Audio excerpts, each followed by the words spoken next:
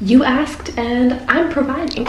I was asked how to do this one and write it out, cut it out on my Cricut and use it. So we're going to do that today. It's actually super simple. So the first thing we're going to do, if you are using the same font as me, you're going to go to defont.com. You can download these for free for personal use. In the search bar, we are going to type in Belladonia. I will make sure to add that in the description box below so you can copy and paste if you want. Then you're going to hit this download button.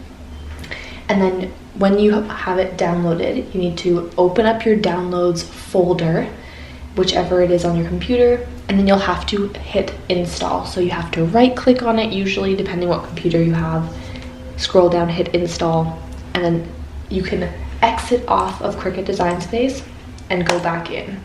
That way it should be installed. If you're having issues with it, comment down below, let me know, and I would be happy to walk you through it, talk you through how to do it. So now we're going to hop on over to CRICUT Design Space, which we just opened up after we installed it. That way it's already on there. This little text function on the left-hand side. I'm just going to move it down so you can see it and make it a little bit bigger. There we go. So now I'm typing out 1. I'm going to go ahead and go to the font, search fonts, and type in Bella, and it comes up. Okay, now I remember I didn't like the capital O, so I changed it to the lowercase. So there is something I want to show you about this font. I'm going to change the color just so you can see a little better. Okay, so if I zoom in a little bit more, can you see that these cut lines here, it's trying to cut right through, and here it doesn't quite line up. So a couple ways to do this. One of those, you can highlight over it and you can do the letter space. You could bring it down and it brings it closer together. That's one way. I'm going to show you the other way. The other way is to highlight it or press on it and then hit this ungroup button. Now you can go ahead and select it and slide it over. So it does the same thing, there's just different methods to it. Whichever method you do, doesn't matter, the two methods I just showed you. Now the next step for both of those methods is to highlight all of the letters and then hit this weld button. The reason we're hitting weld is because it got rid of those cut lines, it welded it together. I'm going to go back and show you that if I were to just hit attach, it's one word now, it's one together, but it's still going to cut through right here. And I don't want that. I want it to be one cursive, seamless font. So we're going to go in and hit weld, which combines it all together. So essentially it's going to cut the outline of it and it's not going to cut through the letter like it had before. So you could totally go ahead and cut this out. If you wanted it like that, you would just hit make it and then go ahead and do that. Now I am wanting to do a bit of a background behind it. So how I do it is I select it, I go up here to the offset button, and what you're going to do is slowly drag this little piece to where you like it. So it kind of makes like a bubble outline around it depending on how big you have it. So I just drag it until it's where I like it, and that looks good. Make sure to hit apply, because if you just click out, it's not going to add it. Now I don't really like this little center in my E. A really easy fix to this is hit this contour button, and then I'll show you how to do it properly on here, but you just press the button there, that little piece, and now when I go, it's filled in. So now we have two pieces. I'm going to cut this out on black and cut this out on yellow. That's all I'm going to do for that one. So you also requested for me to show how to cut it out, so we're going to do that. Let's size it to where we like. So we're going to highlight over both and just size it. I like it like this. Then we're going to hit make it.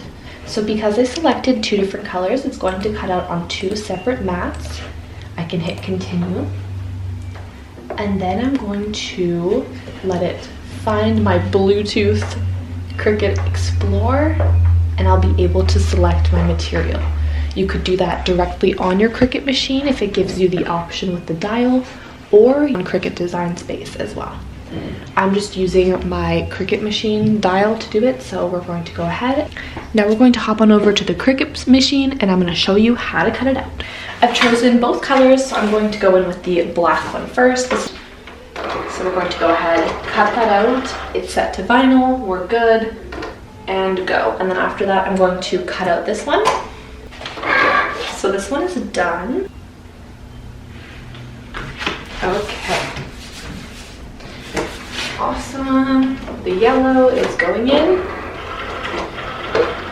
So this one's going to be the background. I decided to do the yellow as the background and the black one is just the font. Awesome. We're good to go. It got a little chilly, so adding a sweater. All right, now we're ready to weed and then we'll be ready to add our decal. Okay, so now we are ready to start weeding out our vinyl.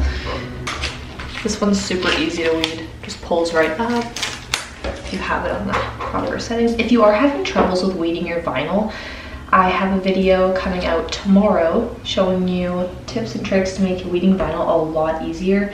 There are a lot of different factors it could be, so I share lots of those in the video to make life a whole lot easier, because sometimes weeding can be really frustrating and really make or break the design. Literally. Anywho, I'm going to go ahead and weed this out. So the way to get it layered on properly, the tip is to use a Cricut mat. I'm going to show you how to use a Cricut mat to do it. So the reason I like using the Cricut mat to do this is because it holds down my decal, so it doesn't move around when I'm doing the layered transfer. I'm also reusing some transfer tape from a previous project. If you didn't know, you can reuse transfer tape. Essentially, you can just keep reusing it until it stops transferring and getting sticky. Okay, so I'm going in with the top layer because this is only a 2-layered project. And if you have troubles pulling it up, what I do is I take the whole thing, there we go, flip it upside down, and then pull the backing, the paper backing from your vinyl away. Now you can see my vinyl is much better at sticking down. Okay. Pull it up again, and this is the tricky part. So there are a lot of little hacks. You could put like parchment paper in between or something like this in between to really line it up. Oh, I just eyeball it. I know that's going to drive some people absolutely crazy, but that's what I do. Okay, so go ahead, put it over top.